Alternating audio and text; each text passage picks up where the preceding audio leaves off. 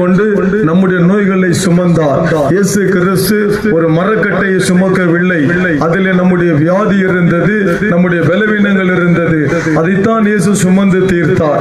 ஒவ்வொரு மனிதனும் விடுதலை பெற வேண்டும் என்பதற்காக ஆண்டவராய் இயேசு கிறிஸ்து இந்த உலகத்திலே வந்தார். அவருடைய ரத்தம் அநேக பாவங்களை நீக்கி சுத்திகரிக்கப்படும். அவருடைய ரத்தத்தினாலே பாவ மன்னிப்பாகிய மீட்பு உண்டு. பாருங்க, இயேசு கிறிஸ்து சிலுவை சுமந்தது ஒவ்வொருடைய வியாதியை எடுக்க.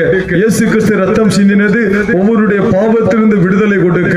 அதற்காகத்தான் உலகத்தில் வந்தார். அதற்காகத்தான் ஒரு மனிதனாய் அவதரித்தார். இதோ பக்கத்தில் நின்று கொண்டிருக்கிற சகோதரிக்கு ஹார்ட் அட்டாக் உண்டானது.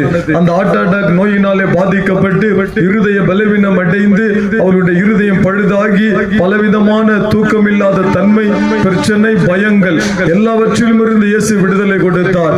இன்றைக்கு அவர்கள் மருந்து மாத்திரை எடுக்கிறது இல்லை. அந்த அளவுக்கு கர்த்தர் சுகத்தை கொடுத்து வைத்திருக்கிறார். ஒரு மனிதனுக்கு மிக